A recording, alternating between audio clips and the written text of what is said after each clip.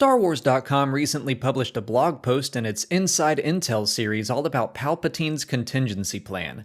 Lucasfilm Story Group member Emily Shkakani wrote the article to connect all of the various elements of the Emperor's plans after Return of the Jedi.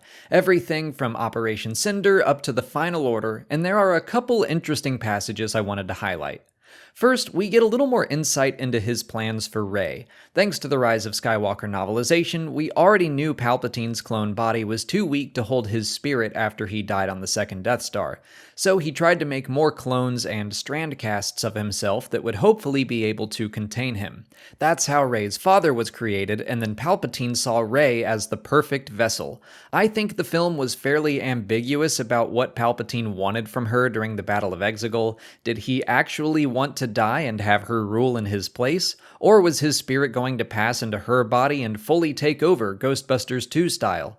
This article seems to suggest that he was planning to use her as a vessel, take control of her body, and continue ruling. Next up, there's a line about Snoke that specifically calls the Supreme Leader one of Palpatine's evil duplicates. We already knew Palpatine, quote, made Snoke, and many fans speculated that meant he could be a clone of some sort, but I think this blog post makes that claim pretty solid. The Darth Vader comic by Greg Pak, which also showed us Palpatine constructing the Final Order fleet before the Battle of Endor, gave us a look at some of the Emperor's experiments. We saw some beings who looked an awful lot like Snoke. We also saw that Palpatine had a severed hand, presumably Luke's, and that led fans to wonder if Luke's DNA was also used to create Snoke. I still don't personally like that idea, but with Snoke being called a duplicate of Palpatine, I think that's becoming more likely.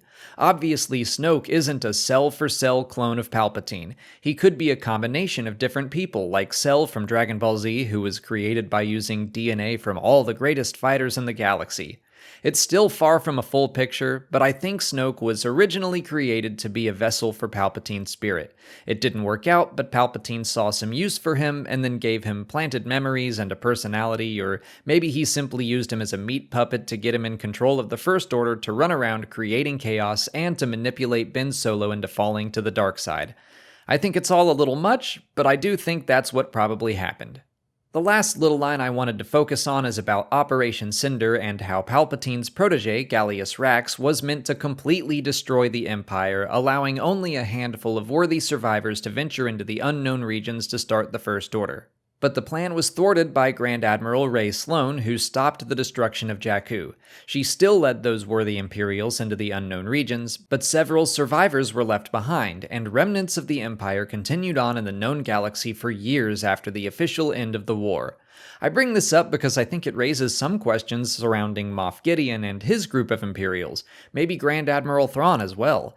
Do they have any idea Palpatine is still out there on Exegol? Do they know the First Order is rising, or are they just some of those that were left behind? I think we've certainly seen hints that Gideon's group is at least connected with Palpatine, considering the experiments we saw in the episode The Siege, but who knows? I don't really know what to make of that line, but I find it interesting that it points out the Imperial remnants at all.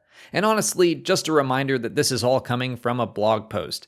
It's a blog post written by a very reputable and knowledgeable source within the Lucasfilm Story Group, but it's not story content. I'd consider this along the same lines as a reference book. It exists right now to try to fill in some gaps in the story for those of us interested, but I don't think storytellers are going to have to adhere to what it says in the future. But for now, it's raising some interesting points that I assume have at least been discussed by the story group. I'll link to the article in the description of this video, but that's it for today. If you haven't already, please like this video, subscribe to the channel, follow us on Twitch, Twitter, Instagram, and Facebook, and consider checking out our Patreon page. As always, thanks for watching, and may the Force be with you.